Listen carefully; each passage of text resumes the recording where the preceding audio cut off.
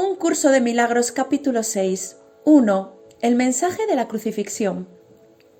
Para los efectos del aprendizaje examinaremos de nuevo la crucifixión. No hice hincapié en ella anteriormente debido a las temibles connotaciones que quizás tengas asociadas con ella. Lo único que se ha subrayado hasta ahora es que no fue una forma de castigo. No obstante, no se puede explicar nada utilizando exclusivamente términos negativos. Existe una interpretación constructiva de la crucifixión que está totalmente desprovista de miedo y que, por lo tanto, si se entiende debidamente, es totalmente benévola en cuanto a lo que enseña. La crucifixión no es más que un ejemplo extremo. Su valor, al igual que el valor de cualquier otro recurso de enseñanza, reside únicamente en la clase de aprendizaje que facilita. Se puede entender y se ha entendido incorrectamente. Ello se debe únicamente al hecho de que los temerosos tienden a percibir con miedo. Ya te dije que siempre puedes recurrir a mí para compartir mi decisión y de ese modo hacerla más firme. Te dije también que la crucifixión fue la última jornada inútil que la filiación tuvo que emprender y que para todo aquel que la entienda representa la manera de liberarse del miedo. Aunque antes solo hice hincapié en la resurrección, no aclaré entonces el propósito de la crucifixión y la manera en que ésta, de hecho, condujo a la resurrección.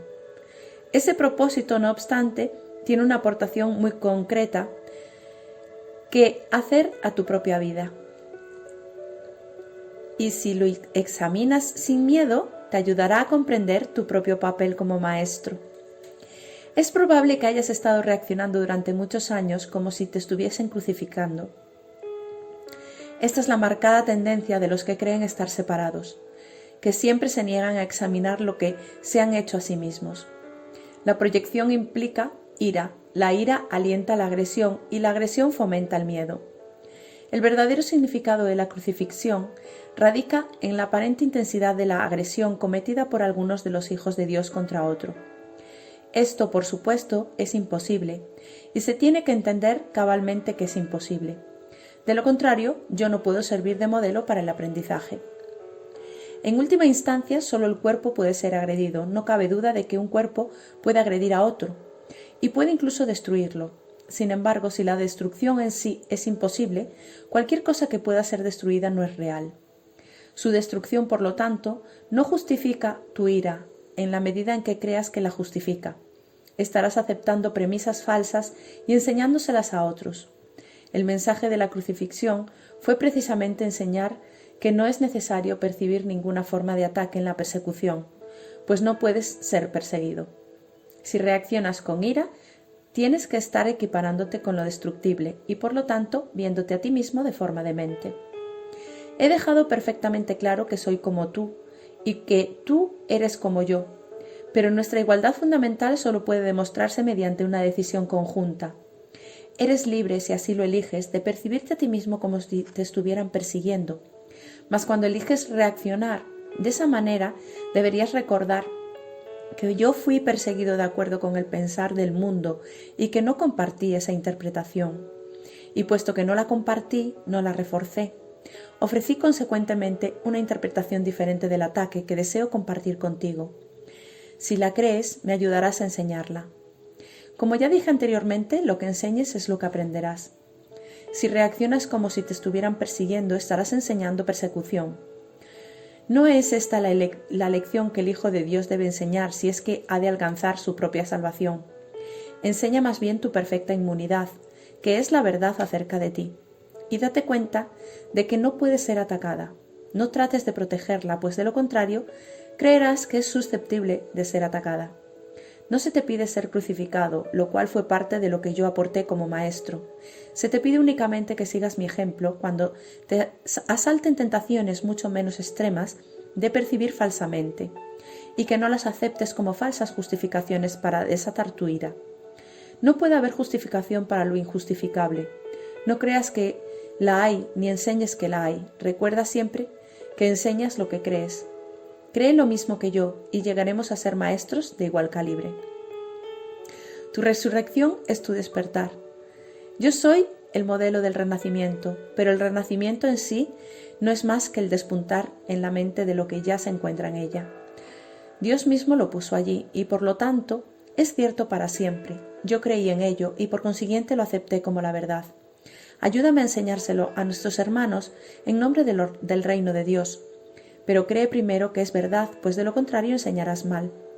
Mis hermanos se quedaron dormidos durante la supuesta agonía del huerto, pero yo no pude haberme indignado con ellos porque sabía que no podía ser abandonado. Lamento cuando mis hermanos no comparten mi decisión de oír solamente una voz, pues eso los debilita como maestros y como alumnos.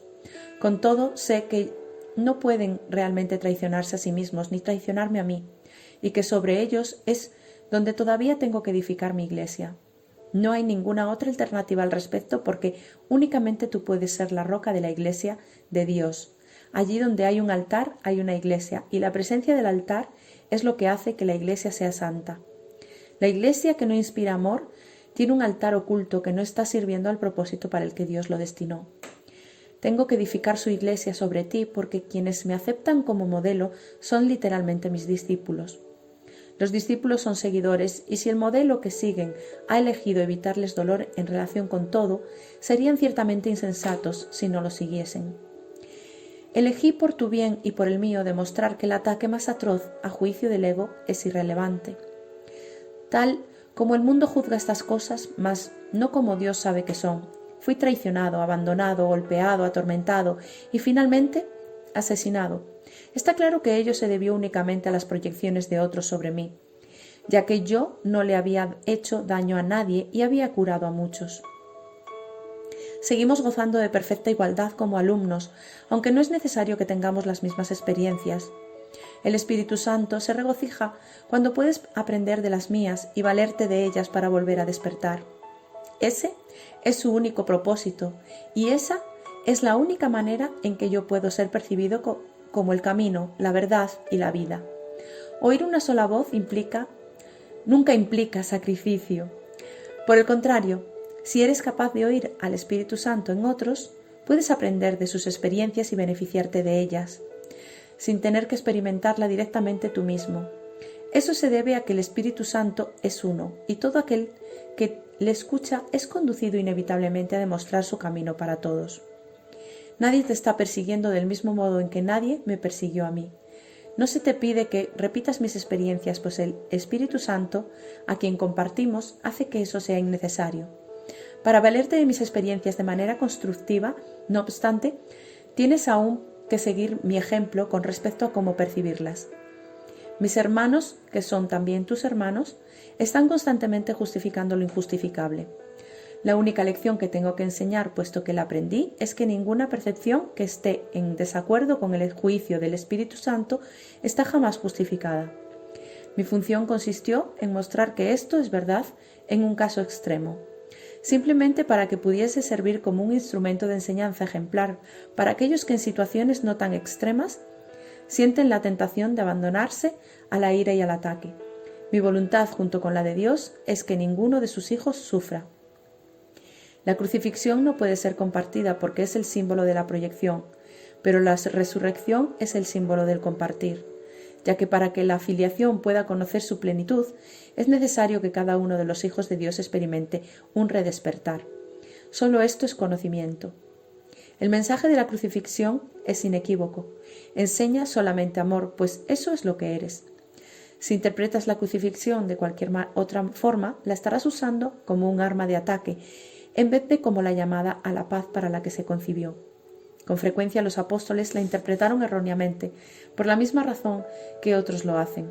Su propio amor imperfecto les hizo ser vulnerables a la proyección y como resultado de su propio miedo. Hablaron de la ira de Dios con el arma de represalia de éste. No pudieron hablar de la crucifixión enteramente sin ira, porque sus propios sentimientos de culpabilidad habían hecho que se sintiesen indignados. Estos son algunos de los ejemplos de pensamiento tergiversado del Nuevo Testamento, si bien su evangelio es en realidad únicamente el mensaje del amor. Si los apóstoles no se hubieran sentido culpables, nunca me habrían podido atribuir expresiones tales como «No he venido a sembrar paz, sino espadas». Esto está en clara oposición a todas mis enseñanzas.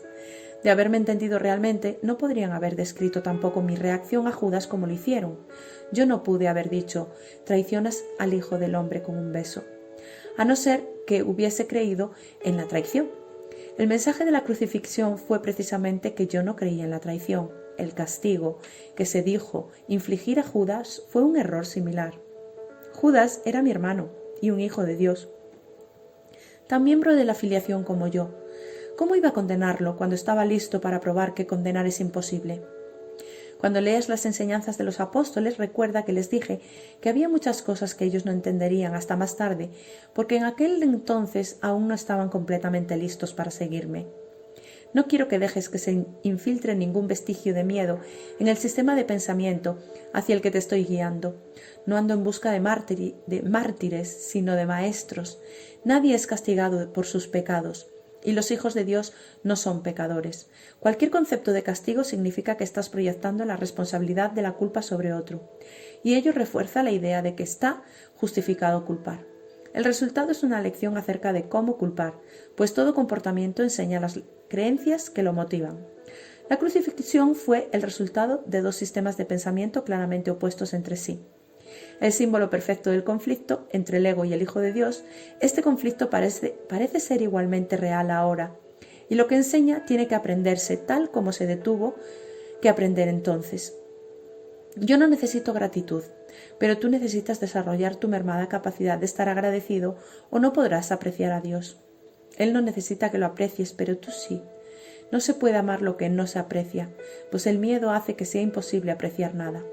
Cuando tienes miedo de lo que eres, no lo aprecias y por lo tanto lo rechazas. Como resultado de ello, enseñas rechazo.